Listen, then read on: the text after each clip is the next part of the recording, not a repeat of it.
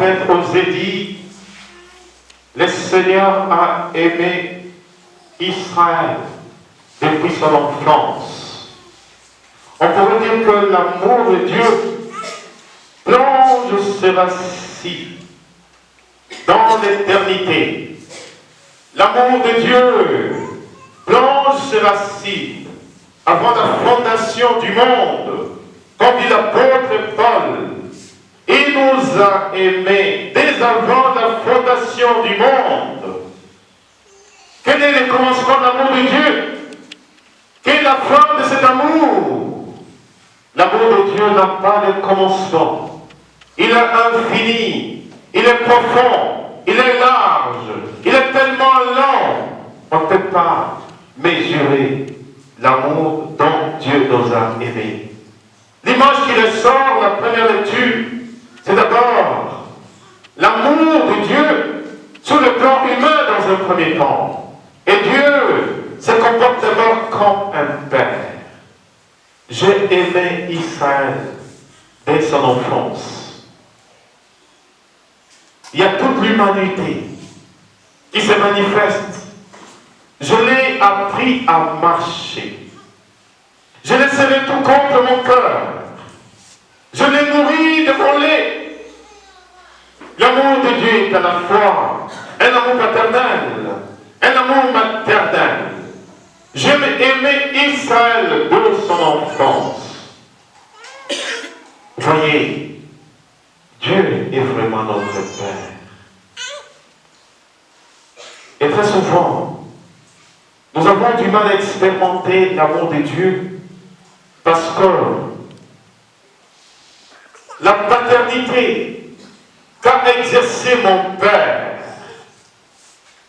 n'a pas été une paternité qui a été reçue du Père, comme dit l'apôtre Paul, Éphésiens 3,14.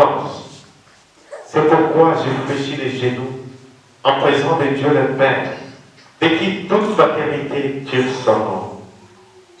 J'ai appris à Israël comment marcher. Vous voyez, c'est le père et la mère qui apprennent l'enfant comment marcher. Et comment ils apprennent l'enfant à marcher? Quand l'enfant commence d'abord à marcher à quatre pattes, le père lui tend la main. Il est là seul. L'enfant reste sur ses deux pieds. Et après, le père lui tend la main. Quand l'enfant tend la main pour saisir la main de son père, qu'est-ce que le père fait? Il recule. L'enfant fait le premier pas. Alors, lorsqu'il lève le deuxième pas, le père recule. Quand l'enfant fait un pas, le père recule les deux pas. Parfois l'enfant tombe, et quand il tombe, le père lui tend encore la main. Et c'est comme ça l'amour de Dieu pour Israël. J'ai appris à Israël à marcher. Le verbe marcher, la lara qui vient de la lara, qui signifie le commandement. Quand Dieu apprend Israël à marcher, il lui apprend d'abord sa parole, il lui apprend le commandement, et en vivant le commandement, Israël pourrait arriver au bonheur. Dieu n'a pas d'abord commencé à donner les commandements à Israël avant d'avoir fait alliance. Non. Dieu d'abord a fait alliance avec son peuple. Et à l'intérieur de cette alliance, pour que ce peuple se conforme à l'alliance, il lui a donné les commandements. Alléluia. Amen. Alléluia. Amen.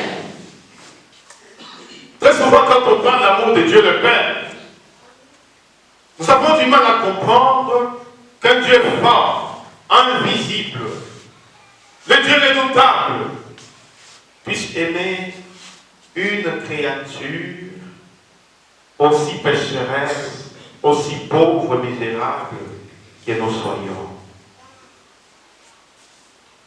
Alléluia. Amen. Alléluia. Amen. Nous avons à découvrir et découvrir sans cesse l'amour dont Dieu nous a aimés. En Israël, quand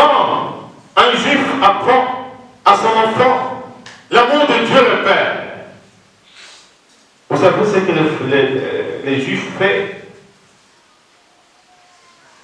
Ils mettent la Torah à côté. La Torah, la parole de Dieu. Il dit à l'enfant, veux-tu être heureux? L'enfant répond oui. Veux-tu devenir comment? Grand fort, regardez ce que j'ai réalisé. L'enfant dit oui, parce que l'enfant voit la maison, il voit tout ce qui contient la maison. Alors il pose la question. Tu sais, au-delà de ce que tu vois, il y a un être encore beaucoup plus fort que moi. Tout ce que je reçois, tout ce que je fais, c'est parce que cet être invisible, que c'est là qu'on appelle Adonai.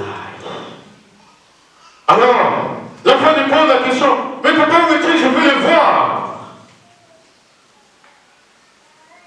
Alors il lui tend la Bible. Si tu veux voir, celui qui m'a béni pour que toi tu sois, apprends à lire la parole de Dieu, tout l'Ancien Testament, et à retenir toutes ces paroles, à vivre de ça.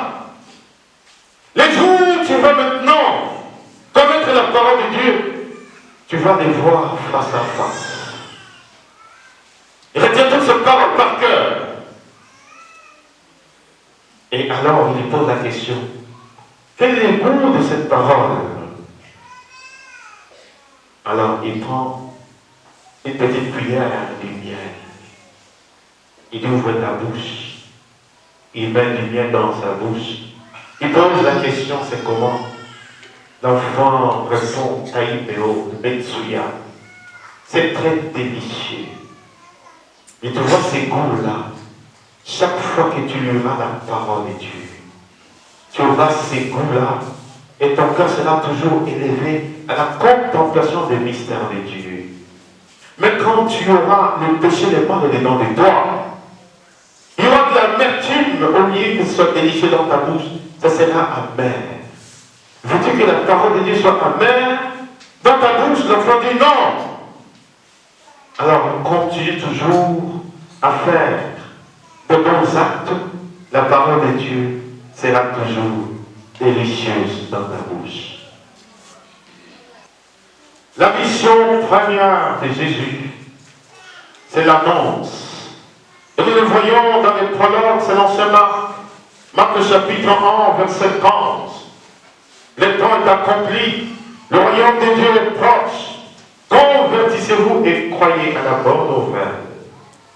Jésus qui était dans le royaume de Dieu est venu rendre sur cette terre cette réalité invisible qu'elle devienne visible. L'apôtre Paul nous dit le royaume de Dieu ne consiste pas en des questions de nourriture ou de boissons, mais il est avant tout paix, justice, amour dans le Saint-Esprit. Mes chers frères et sœurs, il est toujours important de demander à Dieu. Je ne sais pas si vous êtes déjà arrivé de vivre quelques minutes, quelques poussières de secondes, un avant-goût du royaume de Dieu. Il n'y a rien de tel, c'est un bonheur immense, à côté de tous les autres bonheurs. Et ce royaume, nous pouvons avoir un avant-goût lorsque nous sommes ensemble, en train de prier et que Dieu manifeste sa présence. Il y a un autre climat, une autre atmosphère. Le royaume, c'est la paix. Et sur cette terre, nous ne connaissons pas la véritable paix qui découle du cœur de Jésus, qui découle de son cœur transpercé. Ce royaume que les synoptiques ont envisagé sous 3 dimensions. Le royaume de Dieu est présent. Jésus est le sujet même du royaume de Dieu. Dans ses actions éclatantes, dans ses miracles, dans ses prodiges, dans ces signes qui témoignent que c'est lui l'envoyé de Dieu le Père, le Messie. Il n'y a pas d'authentique proclamation du règne de Dieu sans que celle-ci soit accompagnée des signes et des prodiges. D'ailleurs, 2 Corinthiens 12, 12 Voici les signes distinctifs d'un apôtre, à savoir des miracles, des prodiges, la constante parfaite. Ce sont les signes qui authentifient. Là où le royaume de Dieu est présent, il n'y a pas de place pour des malades. Il y a des signes messianiques qui accompagnent le royaume de Dieu. Les sourds entendent, les aveugles voient, le boiteux marche, les morts ressuscitent dans le nom de Jésus. Alors là, c'est la présence du royaume de Dieu. Deuxième dimension, le royaume de Dieu est proche. La proximité, il n'est pas loin. Il est proche à tous ceux qui écoutent la parole de Dieu et qui acceptent de se convertir à cette parole. À tous ceux qui acceptent de sortir la torpeur de leur ancienne vie, qui change de vie. Le royaume de Dieu est proche. Alléluia. Amen. Alléluia. Amen. Est-ce qu'il y en a qui veulent que le royaume de Dieu soit proche? Oui. Est-ce qu'il y en a qui veulent que le royaume de Dieu soit proche? Oui. Levez les mains, je veux voir. Est-ce qu'il y en a qui veulent que le royaume de Dieu soit présent? Oui. Je n'entends pas. Est-ce qu'il y en a qui veulent que le royaume de Dieu soit présent? Oui. Est-ce qu'il y en a qui veulent vivre dans le royaume de Dieu? Oui. Est-ce qu'il y en a qui croient que le royaume de Dieu viendra dans sa dimension eschatologique? Oui.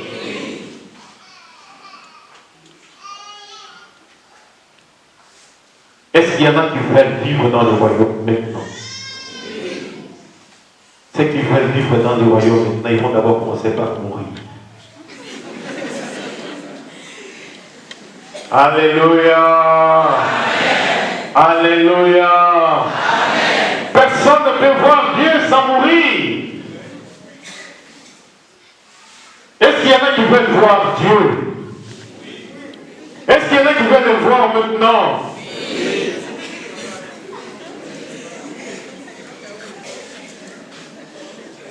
Amen, amen, amen, amen.